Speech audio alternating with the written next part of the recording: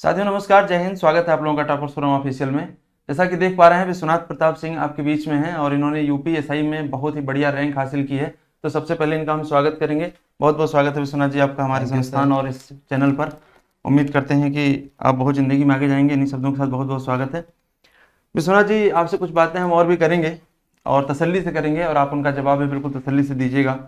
सबसे पहला हमारा सवाल आपसे यही है कि जब आपका ज्वाइनिंग लेटर अभी आया है तो इस ज्वाइनिंग लेटर को पाने के बाद आपको कैसा महसूस हो रहा है, कितनी उम्मीदें थी, कैसा लग रहा था, जब रिजल्ट नहीं आया था उससे पहले क्या सोच रहे थे, इस पर थोड़ा सा प्रकाश डालिए, फिर आगे की यात्रा हम लोग और ज्वाइनिंग करेंगे। लेटर का तो मुझे बहुत इंतजार था, क्योंकि मैंने इससे पहले मतलब सिर्फ घर में दो तीन लोगों को बताया था कि मेरा यूपीएससी में सिलेक्शन हो गया है। और मेरा जो गांव लगता है जिला जालौन में हदरुक लगता है, और वहाँ मैंने किसी को खबर नहीं करी थी, क्योंकि गांव में होते हैं लोग कि कुछ तुम्हारा बिगाड़ना चाहते हैं या कुछ करना चाहते हैं। और मैं ये भी चाहता था कि जब एकदम से ज्वाइनिंग लेटर लास्ट वाला आए जिसमें ट्रेनिंग सेंटर का नाम हो, तो पूरे हर जगह धमाका जैसा फूट जाए। और मैंने जब वो डाला ना स्टेटस, अभी जब सीएम योगी आदित्यनाथ जी का प्रोग्राम हुआ और मैंने बताया, तो पूरे गांव में जैसे तहलका मच गया हो, क्योंकि एक दरोगा की पोस्ट गांव वाले बहुत अच्छी तरह उसको सम्मानित समझते हैं। तो मुझे उसका बहुत इंतजार था और मुझे वैसे ही देखने को मिला। और सीएम योगी आदित्यनाथ आदित्यनाथ जी ने इतना अच्छा भव्य प्रोग्राम करा दिया था, जो हमारा इंदिरा गांधी प्रतिष्ठान में हुआ था। बहुत अच्छा प्रोग्राम था और बहुत ही सब कुछ बहुत अच्छा हुआ। बहुत बढ़िया विश्वनाथ। अभी मैं आपने योगी जी का नाम लिया तो मैं एक छोटा सा संदेश भी देना चाहता हूँ और अपने व्यूअर्स को बताना भी चाहता हूँ कि सरकार यदि ईमानदार हो तो आपके दिमाग से इस बात को निकाल देना चाहिए कहीं से कि आपको कहीं पैसा देना है, कहीं रुपया देना है। मेरे जानने में इवन हमारे संस्थान से कम 25 से 30 बच्चों का प्रॉपर सिलेक्शन हुआ है। और ये हमें जहाँ तक जानकारी है कि आज तक मुझसे कोई नहीं मिला इस सरकार में कि मैंने 1 रुपया कहीं दिया है, और उम्मीद करते हैं कि आपने भी कहीं 1 रुपया दिया नहीं होगा। नहीं। ना कहीं देने की जरूरत होती है। बदनाम करने वाली बातें अलग होती हैं, फिर भी चलिए वो तो पहलू है ही है जो है। विश्वनाथ ये बताइए कि जब आप तैयारी शुरू किए थे तो शुरुआत से ही यूपीएसआई का लक्ष्य था या बीच में एसएससी या दूसरी और परीक्षाएं यूपी पुलिस कांस्टेबल या इस टाइप की कुछ और मैं तैयारी आपको कर रहे पूरा थे? स्टार्टिंग से बताता हूँ। हाँ। मतलब हम लोग का 12th हुआ, उसके बाद ग्रेजुएशन करने हम लोग लखनऊ यूनिवर्सिटी में आ गए अपने दोस्तों के साथ। तो पहले लगा कि सब कुछ नॉर्मल होता रहेगा, ग्रेजुएशन हो जाएगा, जॉब भी लग जाएगी। पर क्या हुआ, जब थर्ड ईयर पूरा खत्म हो गया, फिर पता चला ऐसे तो जॉब लगती नहीं है। तब तक ज़्यादा कुछ पता नहीं था कंपटीशन के बारे में। फिर हम लोगों ने कहा तब क्या किया जाए।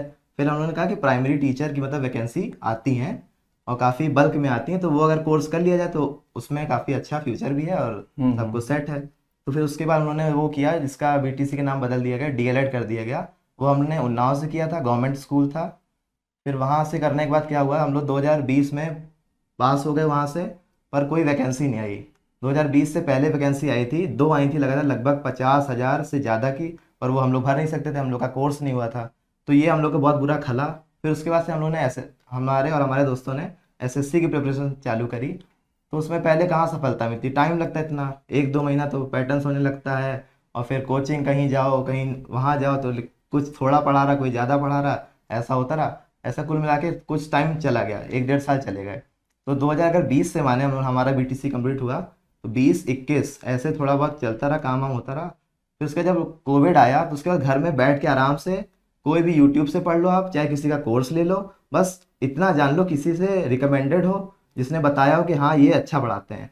तो वो लेके पूरा मैंने फिर एसएससी का पढ़ा, मैं एसएससी की तैयारी करने में लग गया। फिर पता चला यूपीएसआई का भी फॉर्म आ रहा है।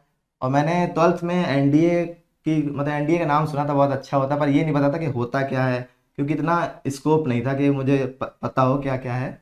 तो मैंने मतलब लगता था कि हाँ यूपीएसआई भी अच्छी जॉब है, करते हैं, और फिजिकली फिट थे ही। अभी थोड़े पतले लग रहे हैं, पर हम अच्छे खासे दिखते थे पहले।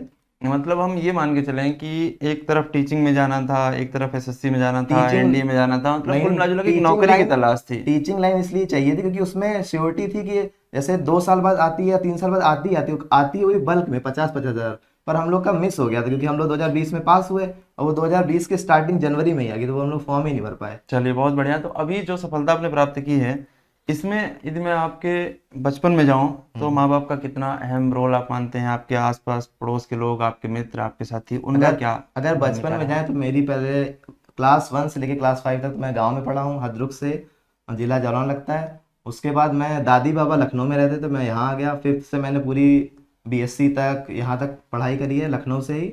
उसके बाद मैं मानता हूँ कि माँ बाप का तो रोल होता ही है बच्चे को स्टार्टिंग में सिखाने में।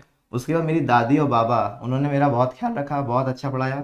जो जो कहा वो चीज़, हर चीज़ करी, हर चीज़ में मदद की। तो मैं तो अपना श्रेय अपनी दादी को पूरा देना चाहता हूँ और अपनी माँ को, जिन्होंने मुझे लास्ट तक सपोर्ट किया। जैसे मैं अभी इस समय 25 साल से प्लस हूँ, मतलब 25 4 महीने मान सकते हैं। तो मैं मानता हूँ कि ग्रेजुएशन मेरी हो गई थी लगभग 19 या 20 साल में, तो मुझे 5 साल लग गए। और ये देखने में बड़ा अच्छा बेकार लगता था कि जिसका ग्रेजुएशन 20 साल में हो गया हो और वो मतलब 5 साल बाद नौकरी मिली हो। पर ये है कि जब 5 साल हो गए, मुझे लगातार 3 4 नौकरी मिली, और वो भी सारी 2022 में मिली हैं। इनमें मैं बता सकता हूँ यूपीएसआई तो एक है ही, एक सीआरपीएफ एसआई होती है जो सीपीओ कंडक्ट कराता है, सीपीओ के थ्रू होती है, उसमें मुझे भी सीआरपीएफ एसआई मिली थी। और दिल्ली में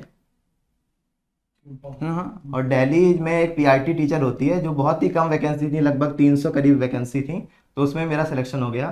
तो फिर उसके बाद जब उसमें दिल्ली प्राइमरी टीचर में सिलेक्शन हो गया, तो लोग कहने लगे कि तुम यूपीएसआई क्यों चुन रहे हो, दिल्ली क्यों नहीं जा रहे हो। तो फिर ये हुआ कि मैंने कहा कि यूपीएसआई अलग अपने स्टेट में रहेंगे, और प्लस ये बात है माँ बाप क्या चाहते हैं वो मैटर करता है। अगर आपका थोड़ा सा भी रुचि किसी पोस्ट में है और वो माँ बाप को पसंद है, तो आप उसी को करिए, ये बहुत अच्छी चीज़ होती चलिए, है। मतलब यदि आपकी इस बात से हम लोग निष्कर्ष निकालें तो हमारे व्यूअर्स को पता चल पा रहा है देख करके कि धैर्य रखिए, 4 साल हो जाए, 5 साल हो हाँ, जाए, नौकरियां कब मिलेंगी ये अलग बात है, आप प्रयास करते रहिए लगातार और मिलेंगी। लगातार मिलेंगी, ये भी सच है। जब आप उस लायक बन जाते हैं तो नौकरियां लगातार आपको मिलती हैं। बहुत बढ़िया लग रहा है विश्वनाथ बात करके आपसे। आप अपने दिल से जो आपकी विशेष आवाज़ है, जो हमारे व्यूअर्स को, आपके छोटे भाई बहन जो आ रहे हैं प्रतियोगी परीक्षाओं में, जो आपको देख रहे हैं, सुन रहे हैं, उनको, समाज को कुछ संदेश देना चाहते हो, कुछ विशेष संदेश हो तो जरूर मैं दीजिए। यही संदेश देना चाहता हूँ कि आप इंटर तक नॉर्मल पढ़िए, खूब अच्छे से पढ़िए, उसके बाद ग्रेजुएशन में जाके पहले साल एंजॉय कर सकते हैं, दूसरे साल थोड़ा फील्ड में आइए कि क्या माहौल चल रहा है और कैसे अपनी बेरोजगारी या अपने घर की बेरोजगारी कैसे दूर करोगे। उसके बाद आप थोड़ा थोड़ा भी पढ़ना शुरू करेंगे ना, तो 2 3 साल में आपको बहुत ज़्यादा नॉलेज हो जाएगी। अगर आप तुरंत चाहते हैं तो आप अपने बड़े भाइयों से पूछ सकते हैं, अपने माता पिता से पूछ सकते हैं। अगर वो माता पिता कम पढ़े लिखे हैं तो आप उनके रिलेटिव से पूछ सकते हैं।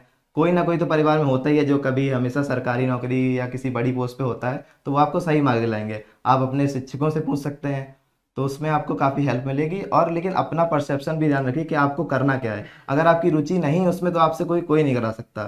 जैसे मेरा क्या है, मुझे टीचिंग में इसलिए जाना था कि उसमें मतलब बल्क में नौकरी आती है, तो उसमें सिलेक्शन हो जाता था इजीली। पर जब आप पढ़ते रहते, फिर चाहे 2 वैकेंसियाँ, चाहे 10 वैकेंसियाँ, जितनी वैकेंसियाँ हैं, जैसे दिल्ली टीचर की बात करें तो उसका लोग बहुत उसमें कंपटीशन है।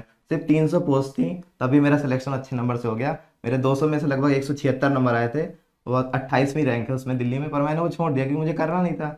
यूपीएसआई में मुझे जॉब मिली, यूपी में रहूंगा और माँ माँ बाप की पसंद की जॉब है, तो फिर यही करना है। बस यही कहते हैं, लगातार प्रैक्टिस करते रहिए, कोशिश करते रहिए, सफलता जरूर मिलेगी। जैसे मैंने भी सोचा था कि यार अब हो नहीं रहा, मतलब घर में कुछ प्राइवेट पैसे देते हैं, प्राइवेट नौकरी करते हैं, स्कूल पढ़ा लेते हैं कहीं, पर ऐसा नहीं। आप थोड़ा समय बिताइए, आराम से रखिए, पढ़ते रहिए, लगातार पढ़िए, लगातार आपको फिर नौकरियां मिलेंगी। जैसे 2022 में मेरे 4 5 पेपर निकले हैं, ऐसे ही आपके होंगे। मैं चाहता हूँ आप सभी पढ़ते रहें और आप सभी को जल्दी जल्दी कोई सरकारी नौकरी मिले, या जो आप चाहते हैं वो आपको मिले। धन्यवाद। बहुत बढ़िया विश्वनाथ। एक प्रश्न और है, लास्ट बताइए। प्रश्न। वैसे तो ट्रेनिंग सेंटर पे आप जाएंगे, पूरी ट्रेनिंग ही इसी की होगी, हम्म। लेकिन फिर भी अभी से आपके दिल में जो चल रहा है कि जैसे मान लीजिए कि पुलिस में आप जाएंगे, दरोगा बन के काम करेंगे, फील्ड में बहुत प्रेशर है। हम्म। कई बार आपसे आपके पास फ़ोन आएंगे कि गलत कार्यों को ज़बरदस्ती करने के लिए, करे देख लीजिए दरोगा जी, कर दीजिए, अलग से मिल लीजिएगा, बाहर मिल लीजिएगा। बहुत दबाव होगा, राजनीतिक दबाव होगा आपके ऊपर, कई बार प्रशासनिक दबाव भी आ जाते हैं। तो कैसे संभालेंगे आप अपने आप को, अभी तैयारी हमारी आपकी ट्रेनिंग किस बची तरीके हुई से? है, तो ट्रेनिंग इस बार जो है बहुत ही अच्छी तरीके से होने वाली है। तो उसमें हम लोग को सबको समझाएगा कैसे क्या करना है, क्या नहीं करना है। तो उसकी चिंता मुझे अभी बिल्कुल नहीं है। हमारा पूरा 1 वर्ष व्यतीत हो जाएगा, उसके बाद आप जब आपसे हम मिलेंगे तो आपको बताएंगे चलिए कैसे तो इसको डील करना है, कैसे नहीं बहुत डील करना बढ़िया, है। बहुत बहुत ढेर सारी शुभकामनाएं एक बार फिर धन्यवाद से, सर। और उम्मीद करते हैं कि आप समाज की अच्छी सेवा करेंगे। थैंक इन्हीं यू सर, शब्दों के थैंक साथ यू। सभी लोगों को जय हिंद, थैंक यू, जय हिंद। नमस्कार।